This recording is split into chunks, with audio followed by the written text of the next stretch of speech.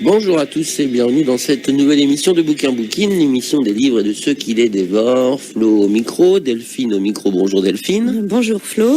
Et comme annoncé dans l'émission précédente, un invité aujourd'hui. On avait joué un peu la carte de l'invité mystère.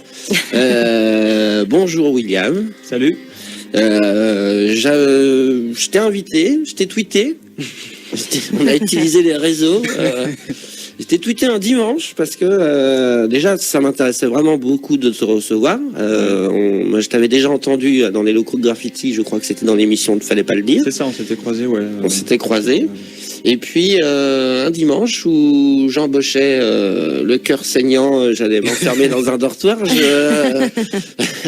J'ai vu passer un tweet où qui m'a plutôt fait rire, où tu parlais d'acheter l'idée de partir pour acheter un livre, et en fait tu en as acheté, je sais pas, où tu en as trouvé 3 ou 5. Ouais, comme d'habitude, quoi. Voilà.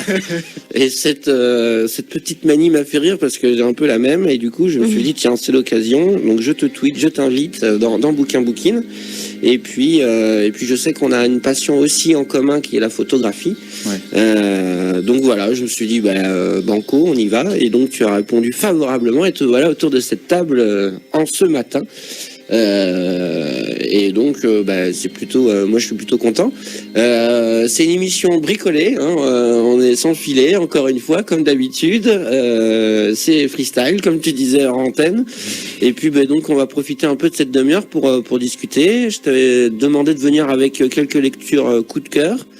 Et puis voilà, on va prendre le temps de discuter un petit peu de lecture, si on a un peu de temps, pourquoi pas de photos, et puis Delphine va nous gratifier de quelques questions ou de quelques renseignements qu'elle a. Voilà, des renseignements que j'ai pu attraper un petit peu à droite à gauche. La fiche renvoyée à la préfecture après ou Non, tout reste ici. Tout ce qui est dit dans Bouquin Bouquine reste dans Bouquin Bouquine. Ça reste pour nous, voilà. C'est pour notre plaisir avant tout. Voilà. Comment on fait Je te demande une rapide présentation ou non, je ne sais pas me présenter. Non, tu ne sais pas te présenter. Est-ce que Delphine, tu as 2-3 trucs à nous dire sur cette invité? Oui, parce que moi, du coup, William, je te connaissais pas particulièrement, donc j'ai été un petit peu me balader pour me renseigner un petit peu sur toi. Bon, qu'est-ce qu'on peut dire rapidement Qu'on trouve rapidement beaucoup de choses. On trouve rapidement beaucoup de choses quand on va sur le net. Donc un petit personnage quand même. Tu es né en septembre 92, c'est ça, on peut le dire. Voilà, donc jeune homme bien impliqué dans ta ville. Tu as fait des études plutôt littéraires, art, histoire, assez sur ces choses-là, de ce que j'ai pu comprendre. Ouais.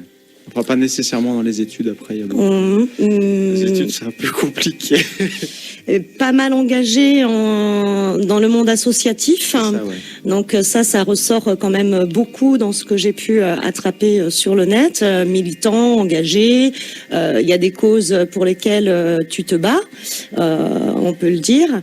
Et bon, ça m'a pas mal touché. Et notamment, surtout, ton blog. Donc on peut donner le nom. Alors je sais pas si je vais prononcer comme il faut. J'ai toujours un peu de mal. Allez. Je vais me lancer avec les langues étrangères. Donc c'est du latin. Oui, c'est du latin. Donc dum spiro spero. Voilà, donc qu'est-ce que ça veut dire? Moi, je me suis un petit peu renseignée quand même, parce que bon, le latin, ça me parle, mais c'est un petit peu loin. C'était au collège. Donc, en traduction purement littérale, c'est tant que je respire, j'espère. C'est ça. Ouais. C'est ça. Voilà, donc plein d'espoir. On peut un petit peu ramener ça en français. Tant qu'il y a de la vie, il y a de l'espoir, en fait, un petit peu.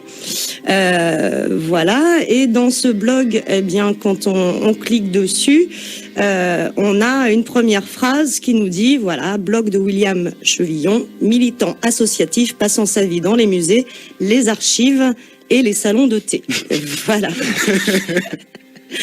Donc, je suis très second degré parfois, j'aime bien l'autodérision.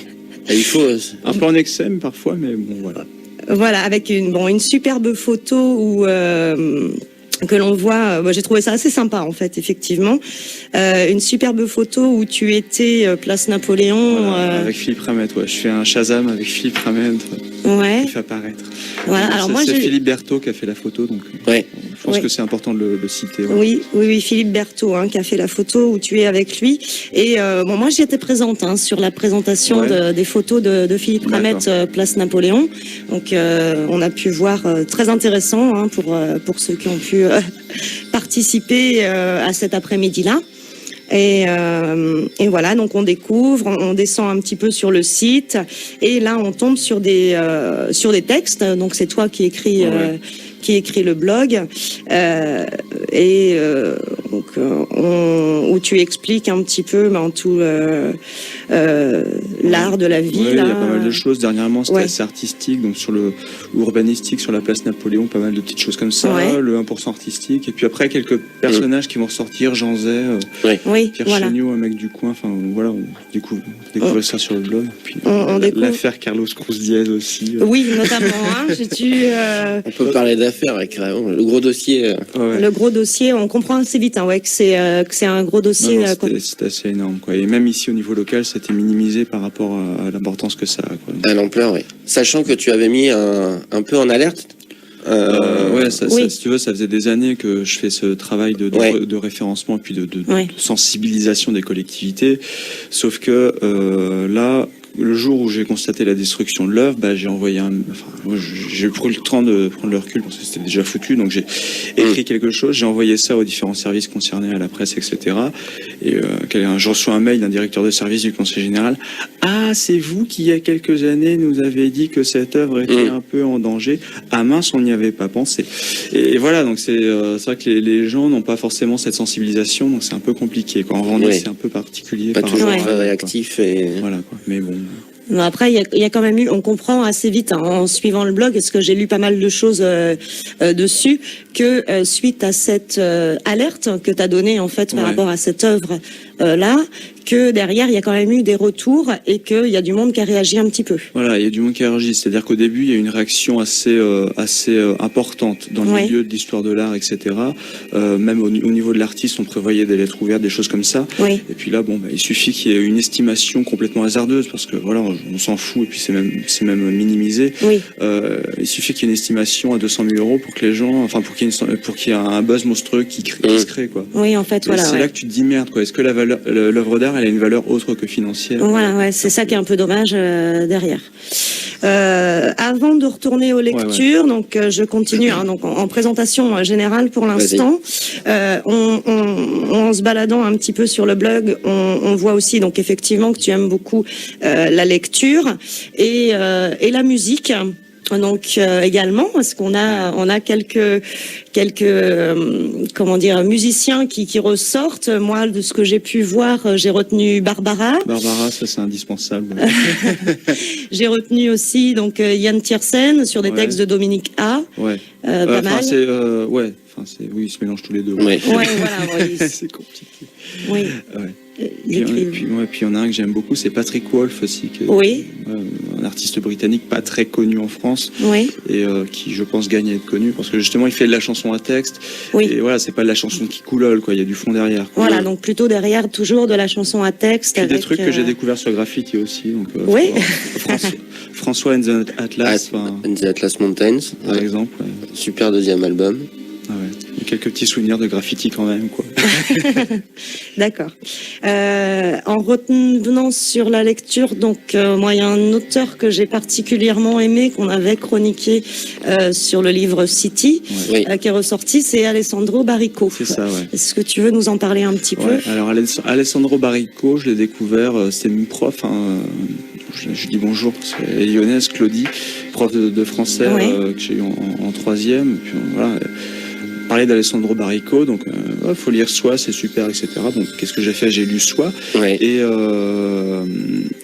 puis finalement je me suis jamais arrêté. C'est-à-dire qu'il y a eu Soi, il y a eu Les Châteaux de la Colère, Ciné Sanguiné, etc. Donc il y a pas mal de petites choses comme ça qui vont se greffer. Et moi, ce que j'aime bien chez Alessandro Baricco, c'est que justement parfois tu es en train de lire une page et à un moment tu te rends compte qu'il n'y a pas de points, il n'y a que des virgules.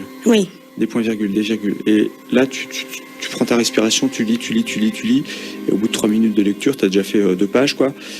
tu t'arrêtes là, puis tu te dis merde, c'est beau quoi. Ouais. Non mais Alessandro Baricco, c'est vraiment un auteur que je trouve assez extraordinaire.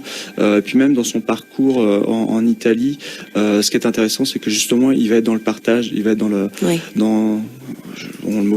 j'aime pas trop le mot éducation populaire parfois parce qu'on l'utilise parfois à l'excès, mais il va être justement dans un rapport au public qui va peut-être différent que la distance qu'il y a parfois entre l'écrivain et le lecteur, quoi. Donc là, ça va être un rapport complètement direct, une interaction directement dans les médias audiovisuels. Donc c'est ça qui est plutôt cool, quoi. Donc il est vraiment inscrit dans le paysage en Italie. Voilà. Ouais. Je connais pas son poids qu'il peut avoir auprès du lecteur italien.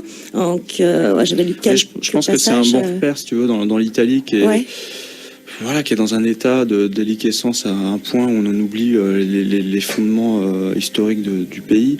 Je pense que des auteurs comme Alessandro Baricco sont justement des points de repère, des lampes éclairées dans la nuit, des choses qui peuvent justement attirer les gens et puis fédérer, quoi. Ouais. Et je pense qu'on a besoin de ça parfois dans certains pays. Et puis même nous en France, on en aurait peut-être besoin, quoi. Sur VHL, au bout d'un moment, ça commence à bien faire. C'est sûr, il fait du théâtre maintenant. Il fait un petit peu tout, hein. Il est même philosophe, se disant. Mais il a quand même réussi à avoir les pires critiques de cinéma de l'histoire nationale. Exact. Oui, c'est vrai. C'est extraordinaire, ça. Oui. Remarque, il faut. Oui, non, c'est. On est. C'est de la tête de gondole un peu quand même. Faut dire ce qu'il est. Voilà. Et puis surtout, c'est toujours le même livre. C'est toujours la même chose.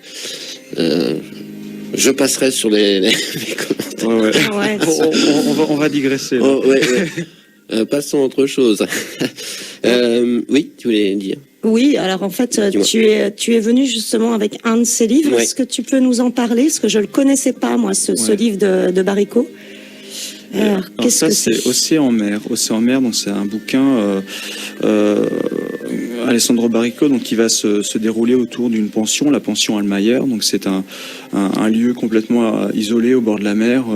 On peut penser à par exemple à une ville balnéaire complètement morte en hiver, quoi. Voilà, vous avez la Tranche-sur-Mer, voilà.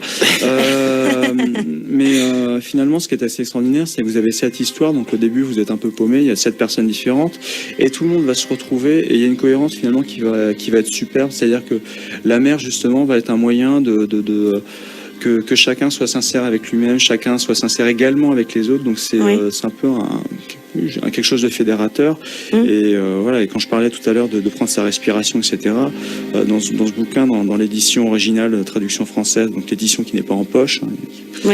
J'ai acheté à Emmaüs, j'aime bien acheter mes bouquins là-bas.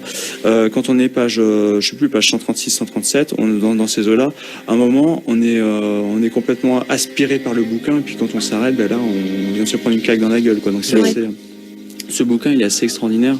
Je peux pas en parler comme ça parce que c'est du vécu dans les émotions, donc c'est vrai que c'est un peu compliqué, mais c'est vrai que la mer, on va lui donner justement ce rôle beaucoup plus presque déifié, presque, je sais pas comment l'expliquer, quoi. C'est un personnage à part entière dans l'histoire, dans le livre. C'est le personnage principal. C'est le personnage principal. C'est-à-dire qu'il y a plusieurs personnages, mais finalement, on va donner une signifiance un petit peu à la mer. On va lui donner une âme, etc., quoi. Parce que finalement, ce qui est intéressant, c'est que la mer, c'est là où les regards sont tournés depuis les fondements de l'humanité. On en a besoin, c'est indispensable à nous. Et là, justement, on va lui donner cette nécessité, mais plus dans le domaine des émotions également, quoi. D'accord. Donc c'est ça qui est plutôt intéressant, quoi. Et quel genre de lecteur tu es? Moi, c'est ça qui m'intéresse le plus. Est-ce que tu lis beaucoup? Est-ce que tu lis à outrance? Je lis pas à outrance. Je dirais même que je lis pas assez. C'est-à-dire que mon problème, c'est que j'achète beaucoup de bouquins, mais après, il faut les commencer. On est tous pareils. On sort avec 5 livres de c'est la le problème. C'est-à-dire que quand j'achète des bouquins d'histoire de l'art, c'est pas pour les lire du début à la fin. C'est pour papillonner dedans. Il y a un artiste qui m'intéresse, ça m'intéresse, etc. Les romans, c'est un peu plus compliqué. C'est-à-dire qu'il faut que j'accepte de me poser, de prendre le temps. Là, c'est parfois je suis un peu hyperactif sur les bords parfois, donc voilà. Et puis sinon, beaucoup de poésie quand même, quoi. Victor Ségalen, René Char, des choses comme ça. Rilke aussi est pas mal. Donc il y a pas mal de poésie. J'aime bien justement prendre ces textes-là, puis aller justement Oui, la poésie, ça se lit pas pareil. Oui, c'est. Voilà, et moi, puis même des fois, j'ai besoin d'avoir un bouquin. Enfin, moi, je sais quand je suis dans mon bus, etc. Dans mon sac, il y a toujours au moins 2 bouquins. Généralement, c'est un bouquin de poésie puis un roman comme ça, voilà. Et là, ça dépend des fois, ça dépend de mes envies, etc. Et puis comme j'écris pas mal, je noircis des pages qui serviront jamais à rien, mais je noircis des pages. Et j'ouvre un bouquin, je m'en fous de la page, je lis, puis voilà, ça m'inspire. Et puis paf, je suis parti pour écrire pendant une demi-heure, quoi. Donc D'accord. C'est un peu du papillonnage, j'essaye de piocher, quoi. Mais après, justement, j'essaye aussi de m'astreindre aussi à lire, à profiter d'un moment pour moi. Parce que la lecture, c'est aussi un moment pour soi, donc c'est bien aussi de se poser, faut apprendre. Et alors, donc, tu écris beaucoup, donc différentes manières d'ailleurs, sur différents supports, parce que donc tu tiens des blogs, tu tweets pas mal, et donc il y a ce côté aussi, tu parlais là de noircir du papier, c'est pas une expression qui tombe dans l'oreille d'un sourd. Est-ce que tu prends le temps d'écrire sur toi, pour toi, ou est-ce que tu écris des nouvelles peut-être ou... Alors, j'écris beaucoup sur moi. Enfin, moi, ce qui me fait très rire, c'est que des fois, là, j'ai publié un dernier écrit personnel sur Twitter il y a quelques temps, sur un blog anonyme, et je l'ai balancé sur Twitter de manière complètement, en disant que c'est moi qui ai écrit ça. Et voilà, c'était le dernier, c'était 2 ans de blog personnel. Justement, j'étais en progression sur moi-même, etc. Je me suis dit, il faut que je l'écrive, il faut que je le balance dans le vide sur Internet. Comme ça, je ne peux pas brûler les feuilles. Bien sûr. Voilà, c'est le principe aussi. Et puis là, j'ai écrit un billet sur un Tumblr qui est mon CV perso. J'ai une vie passionnante.tumblr.com. J'ai écrit un billet justement suite à la soirée littérature palestinienne de lundi, je sais plus quel jour c'était, fin septembre là. Et là justement, je suis allé au fond de moi-même, etc. Moi, ce qui me fait rire, c'est que sur Twitter, il y a quelqu'un qui me dit « Oh, mais il faudrait que tu te fasses publier ». Et ça, c'est pas la première fois qu'on le dit, mais qu'on me le dit. Mais après, il faut se poser les questions, c'est est-ce que se faire publier quand on écrit pour soi personnellement est pertinent, etc. Puis bon, comme je doute en permanence de moi, je suis pas convaincu d'avoir les compétences, mais c'est assez... L'écriture est vraiment importante pour justement partager des émotions, etc. C'est mon but premier. Après, le reste, je m'en fous quand j'en fais. C'est la même passion dévorante entre lecture et écriture. C'est du 50-50 ou... Non, c'est pas pareil. Je sais pas. Pour moi, les deux sont liés. Je peux pas quantifier ça. C'est pas. C'est pas dissociable, mais les utilisations sont différentes. La lecture, on va avoir tendance à garder les émotions pour soi. Et l'écriture va être un moyen aussi de les partager parfois et puis d'aller plus loin aussi. Donc, ça dépend, quoi. Alors là, je suis dessus. Le Tumblr. Oui, c'est bien, tu l'as bien dit. Tout à l'heure, tu nous as dit crumble. Voilà. Je suis sur les pâtisseries, les crumbles, tout ça. Voilà. Donc, du coup, non, j'avais pas bien prononcé. Ça s'écrit TUMBLR. C'est ça. Alors quand on va dessus, ce Tumblr est un peu mon CV. Il y a une présentation que j'ai trouvée moi très sympa. Je peux la lire. Vas-y. Donc William Chevillon, 22 ans. Il paraît que du haut de mes 1m72, j'arrive à surprendre beaucoup de gens, alors que je n'ai pourtant pas l'impression de faire des choses extraordinaires. Comme j'ai envie de gagner ma vie, effectuer des études ou travailler dans l'histoire de l'art et de faire de la médiation culturelle, je me dis que me présenter sur ce blog pourra toujours servir à sensibiliser quelqu'un qui voudra exploiter mes facultés que je décline au gré des billets. En dehors de ce Trumble, on me trouve en Vendée. Et oui, l'électricité y est arrivée le 10 août 1912, mais aussi sur Facebook, Twitter, Flirt, Google, Flickr. Flickr. Il y a des R. Flickr, t'es pas la seule à pas savoir le prononcer. Google et LinkedIn, et sur un blog où je prends position et traite des sujets de fond. J'arrête la présentation, mon chat miaule pour manger. J'ai trouvé ça très sympa comme présentation. Et c'est ça qui est assez curieux, c'est-à-dire que j'ai ce besoin justement d'aller dans l'autodérision, dans le second degré, etc. Alors me foutre de la gueule de la Vendée un petit peu, l'électricité, voilà.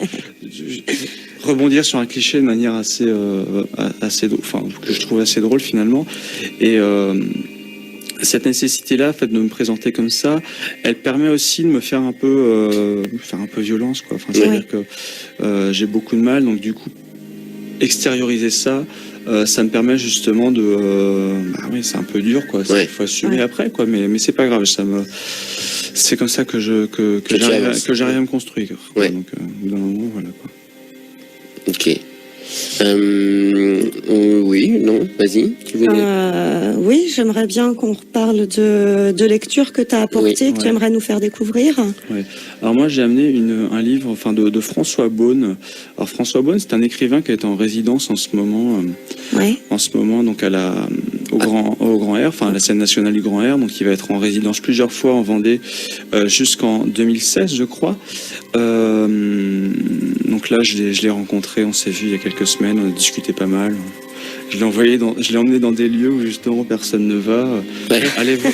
Non, c'est très drôle. C'est-à-dire qu'on est allé par exemple dans les clochers de l'église de Saint-Louis, etc. Et ce qui est assez intéressant, c'est que justement on est dans des lieux qui ont une valeur littéraire qui est pas négligeable. C'est-à-dire que ce sont des lieux, le lieu religieux. Bon, on est un petit peu dans du décorum, voilà. Et finalement, tu as les coulisses et là, tu vas voir des écritures du paroissien, du mec qui va remonter la pendule, etc. Et tu te dis, ça pourrait être 5 août 1921, je vais remonter la pendule, etc. Alors que finalement, tu as ce genre de truc et tu as aussi de la poésie. Enfin, d'accord, ouais. Les paroissiens, les ouvriers, etc. vont avoir cet espace anonyme d'expression. Cet espace d'expression. Et là, tu te rends compte que finalement, ils font de la poésie, ils s'expriment, alors que tu peux les imaginer dans leur contexte familial, dans leur village, etc. Ils n'auraient pas cette liberté-là, quoi. Donc tu entres vraiment dans l'intimité des gens, et je trouvais ça justement pertinent d'envoyer un écrivain en résidence ici pour justement s'imprégner de ça, quoi. C'est assez fort, hein. Et c'est assez extraordinaire, quoi. Il y en a qui parlent, oui, il faut ouvrir ça au public, faut que tout le monde puisse aller dans les clochers, voir la vue en haut sur l'église. Moi, faut pas qu'on aille plus haut que l'orgue, parce que finalement, là, on va entrer dans un domaine qui est le domaine de l'intimité. Oui, voilà. Et faut y aller, faut avoir une bonne raison, quoi. Donc il y a pas mal de petites. Oui, voilà, ouais, c'est. Voilà. Et donc le bouquin de François Beaune, enfin, donc on a pas mal discuté, on a pas mal. Il est d'où ce François monsieur Beaune, c'est un écrivain français, il est de Marseille. Enfin, je crois qu'il réside à Marseille. J'ai un petit doute, mais François Beaune, il a ce projet, donc le bouquin s'appelle La Lune dans le puits. Alors c'est un projet à peu près semblable qu'il va faire en Vendée, même s'il n'y aura pas forcément un livre au bout. François Beaune a fait un travail de recueil d'histoires vraies tout autour du bassin méditerranéen. Donc ça concerne autant la France, l'Italie, la Palestine, etc. Donc pas mal de lieux tout autour de la Méditerranée. Donc finalement on considère le berceau de l'humanité. Et justement, on se rend compte que dans ce berceau de l'humanité, il y a plein d'humanités différentes, il y a plein de visions de la vie, etc. Et justement, il y a ce travail de recueil d'histoires qui continue encore. Et donc voilà, il y a quelques histoires qui sont classées par pays, qui sont regroupées dans ce livre. Et ce qui est bien, c'est qu'on n'est pas obligé de le lire du début à la fin, on peut piocher comme ça. Et je vois l'autre jour, je vais être obligé de le lire parce que c'est extraordinaire. Bien sûr, l'autre jour, j'ouvre le livre et puis je tombe sur Naplouse, janvier 2013, donc c'est assez récent. Et c'est une histoire donc qui est racontée donc par quelqu'un que justement François Beaune a rencontré, ou justement une histoire qui a été transmise par le site internet, etc. Et elle est assez drôle, quoi. Donc je vais la lire. D'accord. Donc c'est George W. Bush, Jacques Chirac et Yasser Arafat vont en enfer, me raconte Nizar. Avant d'entrer, Bush demande s'il peut téléphoner à sa famille pour leur dire au revoir. Il téléphone une bonne demi-heure et ça lui coûte $127 000. Ensuite, Chirac appelle sa femme et ses enfants. Puis chacun veut lui rendre un dernier hommage. Ce qui fait qu'il passe l'après-midi au bout du fil et ça lui coûte 5 300 €. Enfin, Arafat décroche le combiné et là c'est non seulement la famille mais tous les amis de lutte, les militants qui veulent le saluer une dernière fois. Il passe plus d'une journée au téléphone. À la fin, il demande combien et le préposé lui dit 120 shekels. Chirac et surtout W. Bush sont outrés. Et pourquoi lui paye si peu comparé à nous alors qu'il a téléphoné bien plus longtemps? C'est que, explique le Cerbère, de l'enfer vers la Palestine, nous facturons le prix d'un appel local. Je trouve ça extraordinaire. Donc tu vois, c'est plein de petits trucs comme ça. Donc, tu vas avoir des histoires justement des habitants, etc. Et alors celle-ci, j'ai trouvé particulièrement drôle, quoi. Et très sympa. Justement, les gens ont un sens du second degré, etc. Ouais. Et je trouve ça extraordinaire, quoi. C'est-à-dire que là, et ce qui est intéressant donc chez François Beaune, c'est que il est écrivain, donc il va retranscrire les histoires qui vont lui être racontées. Et il le dit, il va enlever les peut-être, etc. Et oui. François Beaune, quand on discute avec lui, il nous dit, mais moi, je suis pas là pour vérifier la véracité, pour prendre position, pour vérifier, etc. Ouais. Si les gens racontent, c'est que c'est vrai, etc.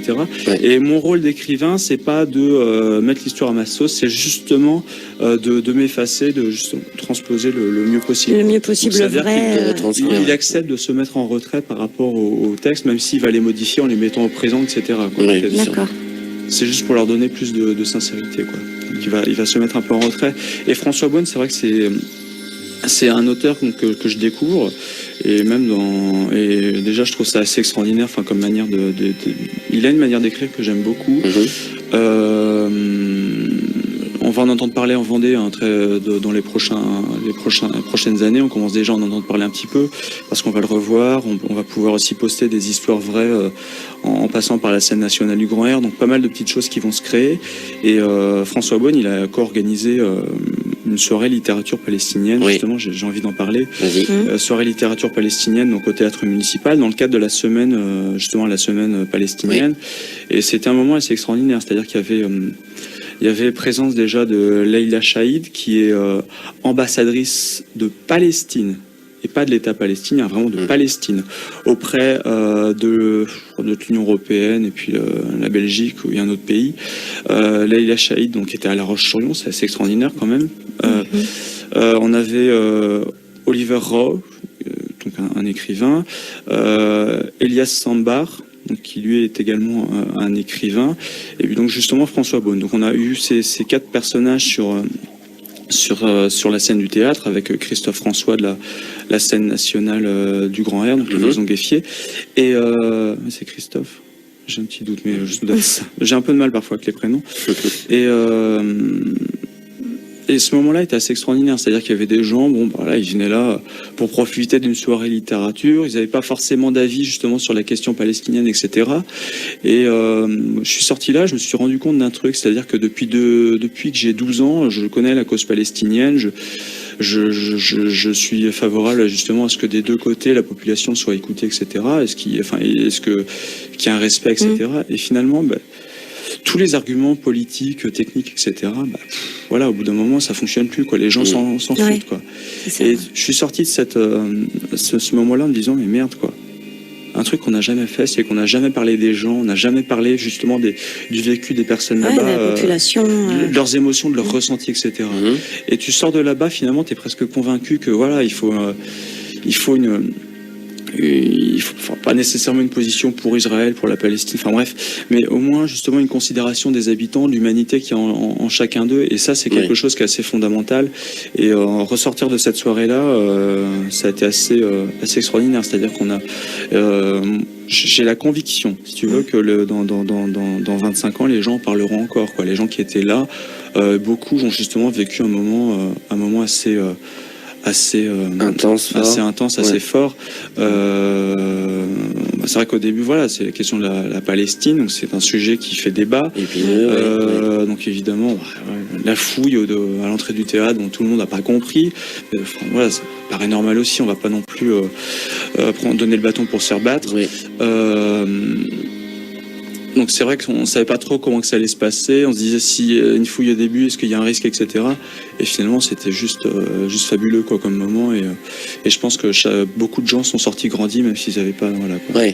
On a parlé des gens, on a parlé d'humanité, quoi. D'humanité, quoi. Et ça c'est un truc qui manquait, je crois, dans les débats depuis pas mal de temps. Années, ok. Remettre la place de l'humanité dans ce sujet épineux et prendre en considération les habitants et leurs ressentis et leurs histoires aussi. Et sans doute, j'y étais pas présent, mais sans doute tu me le fais regretter.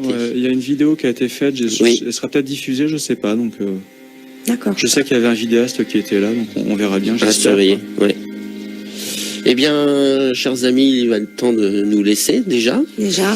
Ça passe vite. Ça passe très vite. Ah ben, on se réinvitera. On reprendra les micros. On fera une émission photo la prochaine fois. Très bien, carrément. Voilà. Eh bien, on va vous souhaiter donc une bonne semaine. D'ici là, portez-vous bien. On se retrouvera la semaine prochaine. Oui. Et puis, soyez heureux, c'est important. Ciao, bye. Bye. Salut. Urban Radio.